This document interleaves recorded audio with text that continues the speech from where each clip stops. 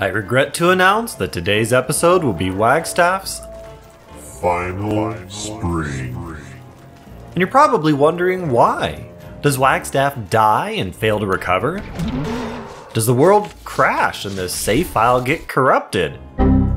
Maybe. Guess you'll just have to watch the episode and find out. Hey there, my name is Soundrak and welcome back to another installment of my Don't Starve Reign of Giants Wagstaff playthrough series. Last time we realized after the fact that our Beefalo had successfully been tamed, but I was smart and before today's episode did a little testing, which I'll go over the results of in a little bit. But yes, as the title indicates, this will be Wagstaff's last spring, though I'm going to draw out the suspense a bit more before letting you know why. Now let's get to it.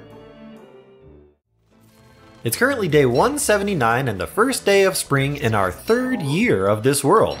I start the session with a few Hound's teeth in my inventory and decide to add them to my tooth trap arena.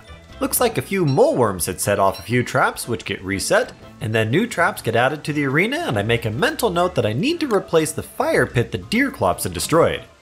Chester is still dead from his mishaps with the McTusks, so I put his eye bone on the ground until he comes back, and then I harvest my jerky and hey, Chester's back already. It's raining pretty heavily though, so I reorganize my inventory. None of Wagstaff's goggles provide any water resistance, so really my only option to stay dry with goggles on is the raincoat. Krampus sack gets dropped, then I run up to check on Wumbo. I've got a couple of almost rotten birch nut seeds, so I decide to plant them in his pen to give him some more shade for the upcoming summer. More meat goes on the drying racks, then I go ahead and make another pair of spectacles. Overall, I feel like my storage chests are a bit on the full side, so I run over to the thumper to harvest some trees, but with my Krampus sack off, run out of inventory space really fast as night falls. A new row of chests gets placed, then I give my Beefalo a morning brushing. And speaking of Beefalo, I did confirm that although Klei added Beefalo taming to single player Don't Starve, it is not the same as it is in Don't Starve Together. The biggest difference is that even though the Beefalo does an attack animation when you do mounted combat, the Beefalo itself is really not dealing any damage. Rather, all damage is based on your character, whatever weapon you're holding, and whatever damage modifiers your character might have. And weapons with durability like spears and dark swords lose durability when attacking while mounted, which doesn't happen in DST. Consequently, I'm afraid that there is absolutely no point in taming an ornery Beefalo or even making a war saddle, as you will not get any damage increases based on Beefalo or saddle type. The good news is that I won't have to hunt down any Ucuses to make a war saddle. The bad news is that I get to spend a decent amount of time murdering butterflies, since I might as well make a Glossomer saddle and see if I can't get at least a speed boost.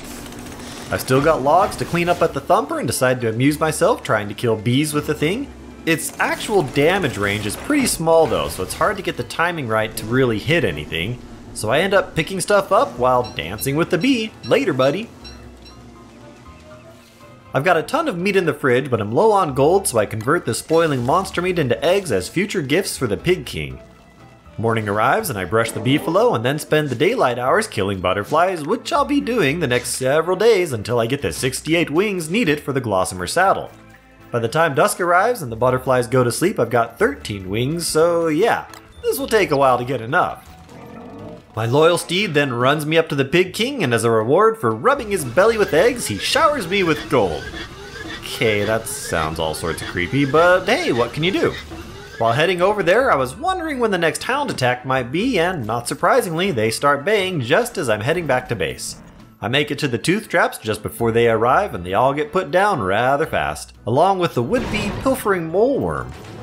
I attempt to pick up the loot and reset the traps by infraggle vision, but it's hard to see and I start freezing, so I run back up to base to warm up and then harvest my grass before morning. More tooth traps get added to the arena, and I'm getting close to closing the circle. And then I discover that the Houndius Shooties is quite the dead-eye shot against butterflies, meaning we must now name it the Diplexipus Shooties.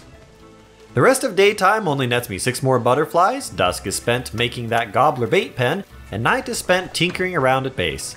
And I'm really going to zip through the next couple of days as they weren't terribly exciting. Day 183 gets me another 10 butterflies, and during dusk I decide to dig up a bunch more grassy tufts and finally open that trapped chest at the disused Beefalo pen set piece. triggering the trap and setting the walls ablaze. You can actually hammer these walls down to get logs, but it's not like I have any trouble getting more logs. So I just watch it burn, but hey, free fire staff.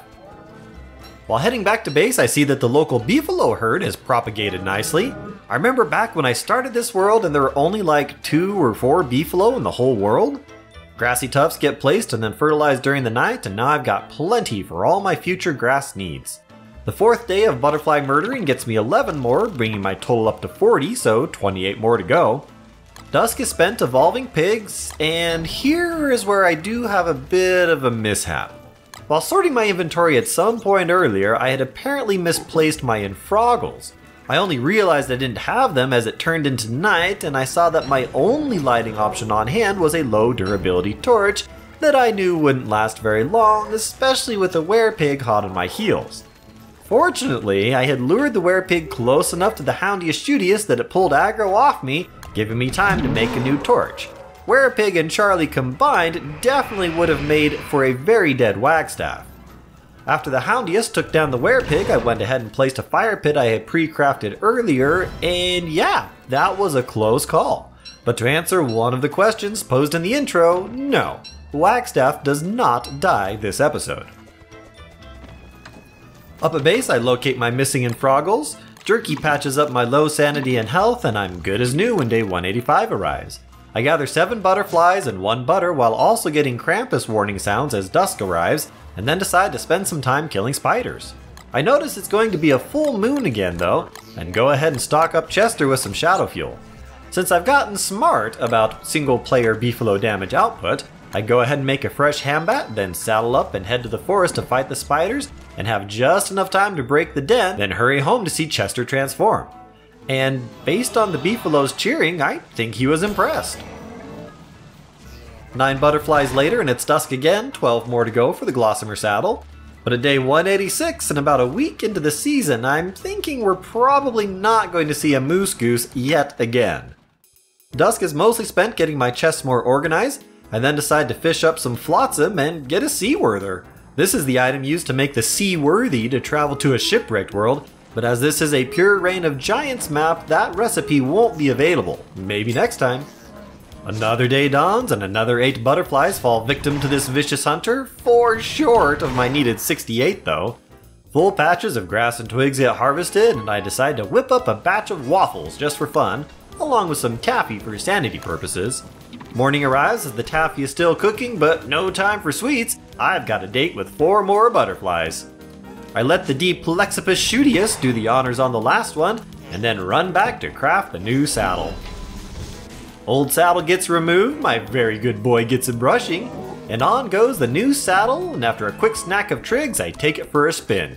And yeah, seems faster than before, though I might have to do some testing to confirm that at least the saddle works, but for now I'm satisfied, and I reward my buddy with a plate of waffles.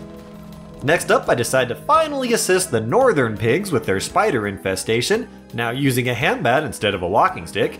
We get overrun pretty fast, but with the increased mobility and speed of the Beefalo, we do a pretty good job of thinning out the spiders.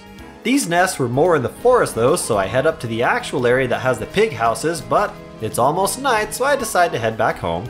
During the night, I notice that my original salt lick has finally deteriorated, so I grab a hammer, smash the old one, then place a new one I had pre-crafted earlier at some point. Day 189 arrives and I head back to the war zone to offer cavalry assistance to the pigs. A brave soul sacrifices himself so I can get some good hits in on the level 3 den, but soon he perishes and the horde of spiders turns its attention to me, so I run away. But after circling back to that original den, I start clearing out its remaining inhabitants, only for it to, of course, turn into a queen before I can down the den. Beefalo versus queen action it is. I take a few hits, figuring out the optimal number of attacks I can get in with mounted combat, and decide that 4 is best, and soon enough the queen has fallen. I start beating down the level 1 den, only for Murphy to strike again as it grows to a level 2 den and sprout a bunch of warriors. So, time again for another tactical retreat. Oh, and as an aside, you may have noticed Chester's eye bone sitting there on the edge of the battle, but no Chester. Well, that's because he was too slow to catch up earlier, so he's perfectly safe somewhere back along the road, unloaded. Since it's dusk, all the warriors stay outside rather than going home, so I shift my attention to a small den on the edge of town, and eventually take it out along with a stream of defending spiders. Next, I move back to Murphy's level 2 den. Since the residents are all outside, it's an easy target. And now there's only 2 dens left in the village. Progress! Sadly, the campaign to liberate the pigs is interrupted by hounds, so back down the road I go, passing Chester, who's heading the other way. I've been mounted for a while now and I'm worried about getting bucked off due to low obedience, so I quickly jump off, feed some grass just as the baying stops, then hop back on just in time for a hound to chomp on me. But as always, they go down hella fast, then I run my pet back up to base, then head back down to clean up the carnage. I go ahead and prepare to turn all the new teeth into traps, but am interrupted by amphibians falling from the sky, and run off to the walrus savanna for the frogs to take up residence. Day 190 arrives and it's still raining frogs, many of whom have already died to the local tallbird. I then see frogs heading to my pig force and go to see how they are doing, then head back to my tooth traps to finish that project. New traps get placed, then I run back to see how many pigs are left. Looks like they did pretty good. But I see that there are 2 Lureplants up above base and go to take them out. However, this is where, for unknown reasons, tragedy does strike. Upon killing the second Lureplant, the game crashed, and although Don't Starve launched back up just fine, when I tried to load the world again, it got stuck on a perpetual loading screen. Wagstaff's world has been corrupted, and he has been lost forever. Just kidding. It loaded up just fine with the clock rewound about a quarter of a day when the pigs were still fighting the frogs. Wanting to change the past, or future, I decided to help them out a little bit and pick up the free frog legs. After dropping the food back at base, I then placed the new tooth traps again, grabbed some treats for my pigs, then rode my Beefalo up to try to take out the Lureplants. This time they went down without crashing the game, but I decided to wait until morning to distribute the treats to the pigs. 3 lucky winners got rewarded for their valiant efforts against the frogs, but I accidentally ate one of the monster meat myself, so let the 4th one follow me home and gave him his final treat at base. Having already gone through more than half of the 3rd spring with no Moose Goose, at this point I resigned myself to not downing the Giant of Spring, which was one of our goals at the outset of the series. However, since I've already done just about everything else I plan to do in this world, I really don't feel like playing a whole nother year just for another 66% chance to be graced by Moose Goose's presence. And so that is why this is the final spring of the Wagstaff series. We've got other things to do. So at about this point I decided to shift my focus to what will take up next episode, spending summer fully clearing out at least the rest of the Pig Village ruins and possibly the swamp ruins. So during the night I grab my lazy explorer, prep a round of bacon and eggs, and then run up the road to get Chester back. Back at base I make an extra pair of infroggles, so now I have 2 fully charged backups, then I hop on the Beefalo and head for the swamp. I was instantly greeted in the caves by a worm attack. Although there are some rock lobsters on site, I only got 2 worms and decided to just take them out myself rather than have a lobster following me around afterwards. Though apparently there was a 3rd worm that picked a fight with the crustaceans, which is fine with me. Next I ran over to the uncrossable gap that had stopped my progress the first time I came down here, and I telepoof across. Chester wasn't able to poof with me though, so I decided to just leave his eye bone here, though I did cross back over to his side to get my extra infroggles.